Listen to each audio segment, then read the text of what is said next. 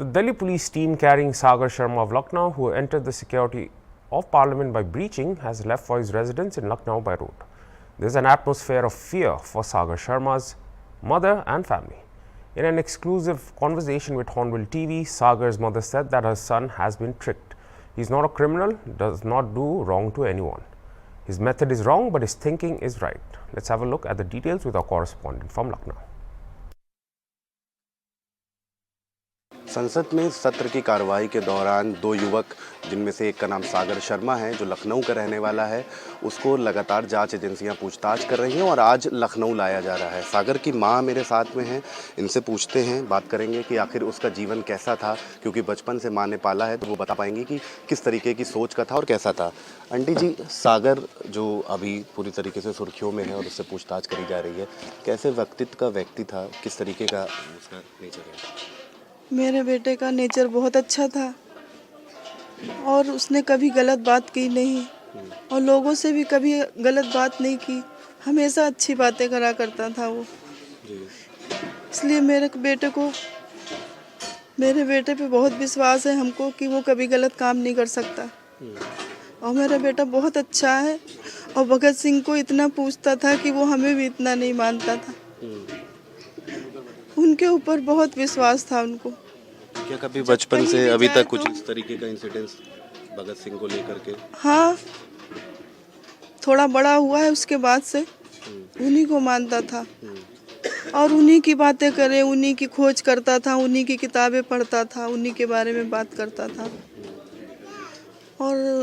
और बाकी फालतू कोई बातें नहीं करता था वो। और फिलहाल गरीब हैं, जैसे हम लोग गरीब हैं या हमारे जैसे और लोग भी हैं या हमसे भी ज़्यादा और गरीब हैं, सबके बारे में बोलता था कि मम्मी गरीबों के ऊपर बहुत ज़्यादा अत्याचार होता है और अमीर आदमी तो सिर्फ अपने जो है खाए पिए ऐश किए, अपनी ज़रूरत भर का सब कुछ अपना गाड़ी में घूम रहे हैं, उनको इस सब से कोई मतलब नहीं है कि गरीबों के साथ क्या हो रहा है। कोई न्यूज़ भी दिखाएंगे तो कोई ऐसी नहीं दिखाएंगे जो गरीब के मतलब की हो या गरीब का पेट भर सके या गरीब का कोई लाभ हो सके, कोई ऐसी न्यूज़ नहीं दिखाते हैं। अगर गरीबों का कोई सहारा भी होता है वो भी उनसे छीन लेते हैं। ये सब हमको दिखाया करता था कि मम्मी तुम न्यूज़ पे विश्वास ना किया करो, न्यूज़ पे हमेशा जो होता है वो दिखाते नहीं हैं और जो नहीं होता है वो दिखाते हैं और हमेशा अमीर आदमी के बारे में बातें करते हैं। कभी गरीबी कभी नहीं दिखाएंगे या ना गरीबी मिटाने की बात करेंगे।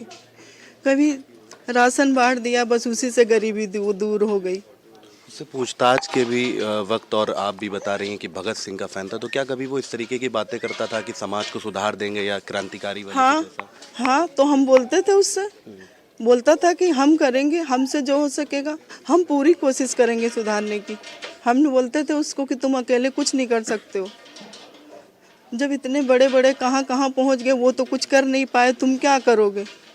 बोलता कोई बात नहीं, हम लोग कितने बड़े बड़े, तो वो बोलता है बड़े बड़े नहीं करते हैं, ये गरीब के घर का ही कोई एक करता है, बड़ा आदमी ऐसा नहीं करता जो हम कर रहे हैं।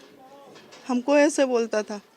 हम लोग बड़े बड़े बैठे हैं, वो तो कुछ कर नहीं पा रहे हैं, तो बोल रहा है कि गरीब के घर का ही लड़का करेगा, जो भी करेगा, जो देशभक्त जो बनेगा वो गरीब का ही घर का लड़का होगा।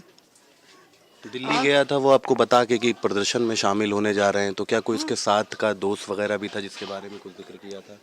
हाँ, कह रहा था दोस्तों के साथ करूँगा, धरना प्रदर्शन के लिए जाऊँगा, ये सब मेरे साथ बात करता था हमसे।